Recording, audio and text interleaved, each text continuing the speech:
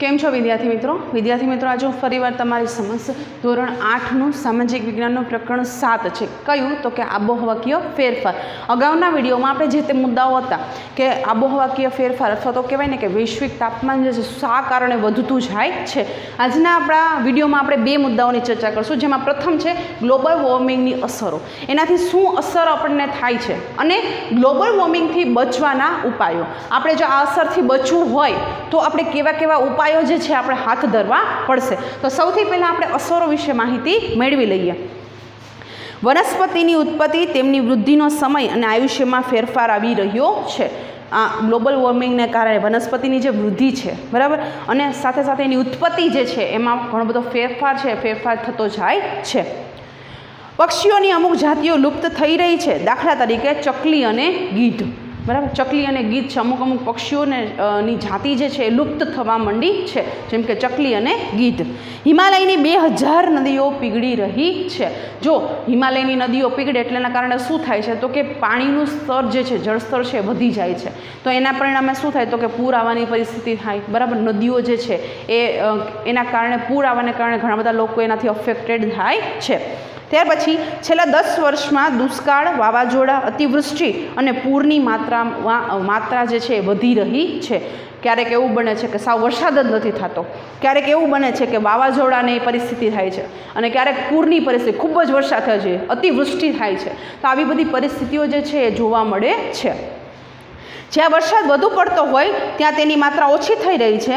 રાજસ્થાન અને દુબઈમાં ભારે વરસાદનો અનુભવ થાય છે, જ્યારે ચેરાપુંજીમાં અનાવૃષ્ટિ થાય છે। જો ચેરાપુંજીમાં સૌથી વધારેમાં વધારે વરસાદ થાય બરાબર, પણ ઊંધું થાય છે કે રાજસ્થાન અને દુબઈ જેવા રણ પ્રદેશો છે ત્યાં વરસાદ વધારે થાય છે, જ્યારે ચેરાપુંજીમાં અનાવૃષ્ટિની પરિસ્થિતિ સર્જાય છે। તો આવી બધી પરિસ્થિતિ છે ગ્લોબલ વોર્મિંગને કારણે થાય છે। ખેતીમાં કઠોળનું ઉત્પાદન ઓછું થઈ ગયું છે। ખેતીમાં કઠોળ જે છે એનું ઉત્પાદન ઓછું થાય છે।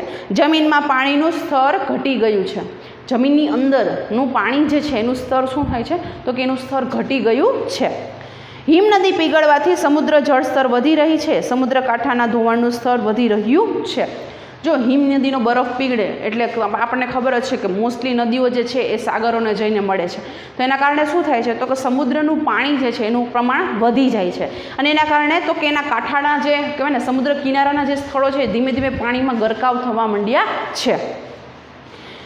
तापमान વધતા માણસો ડિહાઇડ્રેશન અને કુપોષણનો શિકાર બને છે। ડિહાઇડ્રેશન આપણને ઘણી વખત કહેવાય ને કે ગભરામણ ને એવું થવા માંડે બરાબર, પરસેવો છૂટવા માંડે, ડિહાઇડ્રેશન થાય અને સાથે સાથે અમુક અમુક બાળકો જે છે એ જન્મતા જ કુપોષિત હોય છે, તો આ બધી પરિસ્થિતિ થાય છે।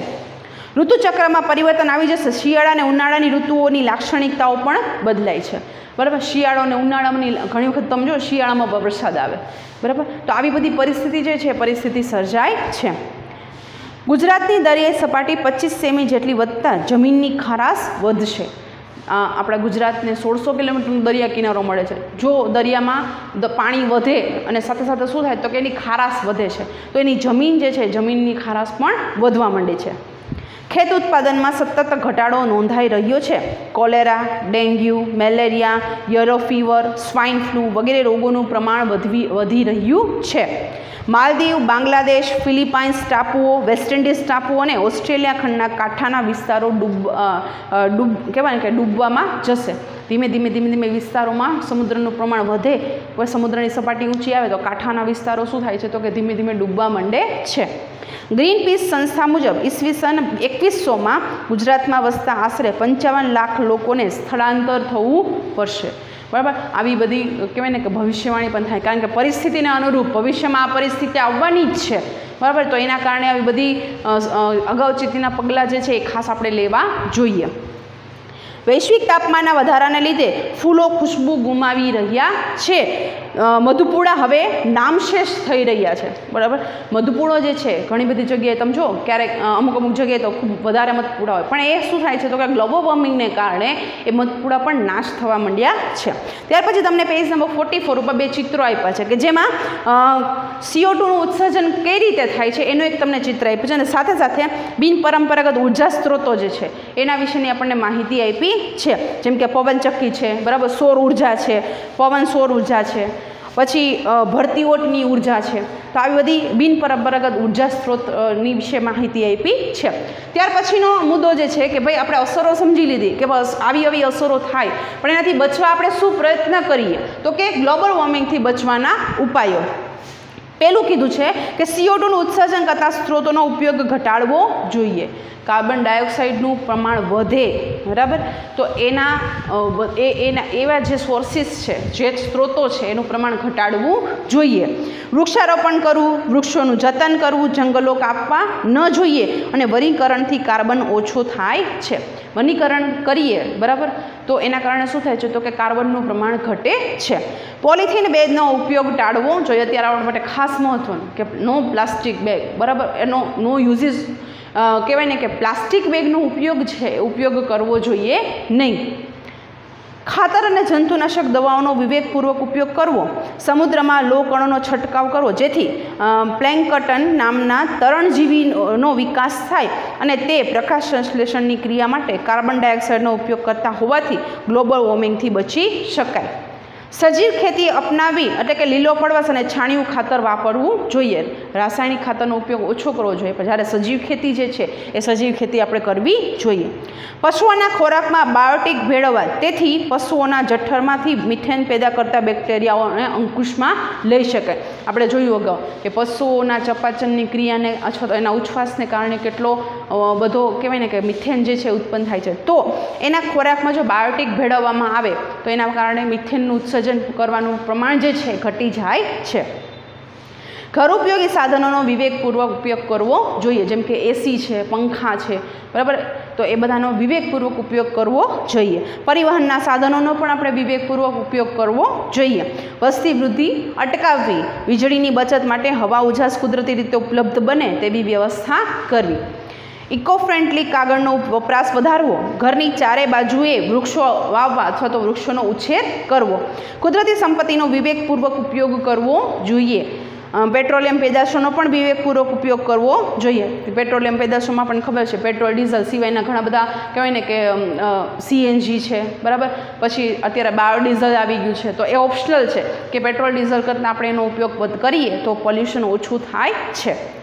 પાણીનો કરકસરભર્યો ઉપયોગ કરવો જોઈએ. વરસાદી પાણીનો સંગ્રહ કરવો અને CNGનો વપરાશ વધારવો જોઈએ. બરાબર, કમ્પ્રેસ્ડ નેચરલ ગેસ, તમે જો અત્યારે વાહનો જે છે મોસ્ટલી CNG હોય છે, તો એના કારણે શું થાય તો કે પોલ્યુશન ઓછું થાય. સાથે સાથે બાયોડીઝલ પણ હોય છે, બાયોડીઝલનો ઉપયોગ કરવાથી પણ પોલ્યુશન જે છે ઓછું થાય છે.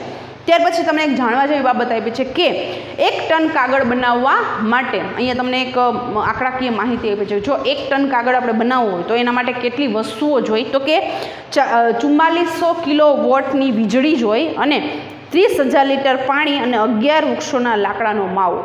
હવે તમે વિચારો કે આપણે કાગળનો ઉપયોગ જે છે એ ઓછો કરીએ તો વૃક્ષો પણ ના કપાય, પાણીનો 30,000 લીટર પાણી જોઈ અને વીજળી પણ એટલી જોઈ તો એનો વ્યય થાય નહીં. અત્યારે તમે જો ઘણી બધી જગ્યાએ કહેવાય ને કે કહેવાય ને પેપરલેસ સિસ્ટમ જે છે ચાલુ કરવામાં આવે છે, કે જેમાં પેપરનો ઉપયોગ ન કરવો અને કમ્પ્યુટરાઇઝ જે કંઈ પણ ઓનલાઈન સિસ્ટમ જે છે એ સિસ્ટમ અત્યારે ધીમે ધીમે અપનાવતા થયા છે.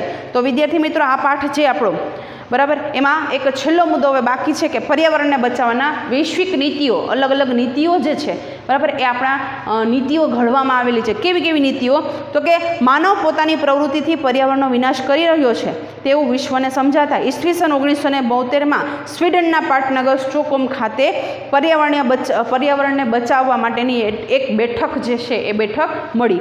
ક્યાં? ઈસવીસન 1972માં સ્વીડનના સ્ટોકહોમ ખાતે, બરાબર, પર્યાવરણને બચાવવા માટેની બેઠક જે છે એ બેઠક બોલાવાઈ.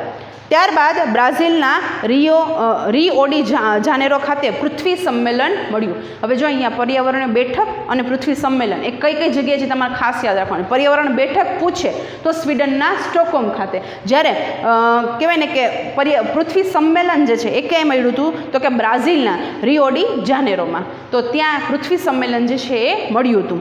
ગ્લોબલ વોર્મિંગ સંદર્ભે વિશ્વ સ્તરે ડિસેમ્બર 2009માં ડેનમાર્કની રાજધાની કોપહેગનમાં એવું નક્કી કરવામાં કરવામાં આવ્યું કે વિકસિત રાષ્ટ્રો કાર્બન કટ એટલે કે ગ્રીન હાઉસ અસર કરતા વાયુ ઉત્સર્જન ઘટાડવાની નીતિ સ્વીકારતા નથી અને વિકાસશીલ રાષ્ટ્રો ગ્રીન હાઉસને અસર કરતા વાયુ ઉત્સર્જન ઘટાડવા માટે દબાણ કરી રહ્યા છે.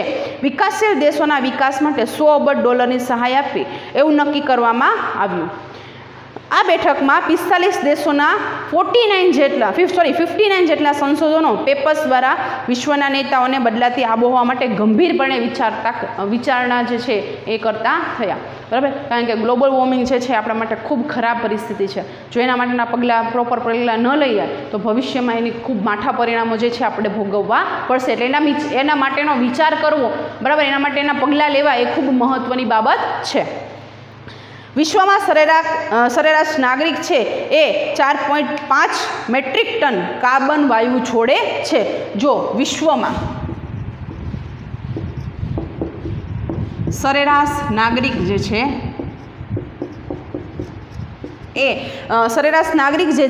એ 4.5 મેટ્રિક ટન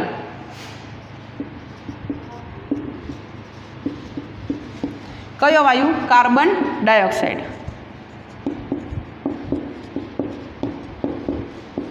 વાયુ જે છે એ વાયુ છોડે છે. ભારતનો નાગરિક વાર્ષિક સરેરાશ 1.2 મેટ્રિક ટન કાર્બન છોડે છે. હવે અહીંયા ભારતનો નાગરિક કીધું છે. ભારતનો સરેરાશ નાગરિક જે છે એ કેટલું? તો કે 1.2 મેટ્રિક ટન કાર્બન ડાયોક્સાઇડ વાયુ છોડે છે. અન્ય વિકાસશીલ દેશો તો ઘણો ઓછો કાર્બન વાયુ છોડે છે. તેમના વિકાસ માટે મોટા પાયા પર છૂટ આપવી જોઈએ. અમેરિકા જેવા દેશ પણ નિયંત્રણ લાદવું જોઈએ, કારણ કે તેનો પ્રત્યેક નાગરિક 20.6 મેટ્રિક ટન કાર્બન વાયુ છોડે છે. જો અમેરિકાનો જે નાગરિક છે એ કહેવાય ને, એ નાગરિક જે છે એ સરેરાશ 20.6 મેટ્રિક ટન કાર્બન વાયુ જે છે કાર્બન વાયુ છોડે છે. એટલે કે આ અમેરિકા ઉપર ખાસ કરીને છે ને નિયંત્રણ મૂકવું જોઈએ. કારણ કે તમે જો વૈશ્વિક કેટલું 4.5 ટન છે, ભારતના નાગરિકમાં 1.2 ટન અને સૌથી વધારે કેમાં છે? અમેરિકામાં 20.6. તો આના ઉપર આપણે લગામ લાદવી જોઈએ. તો વિદ્યાર્થી મિત્રો, આ પાઠ છે આપણે અહીંયા પૂરો કરીએ. નેક્સ્ટ વિડીયોમાં નવા પાઠ સાથે ફરી મળીશું. ત્યાં સુધી નમસ્કાર.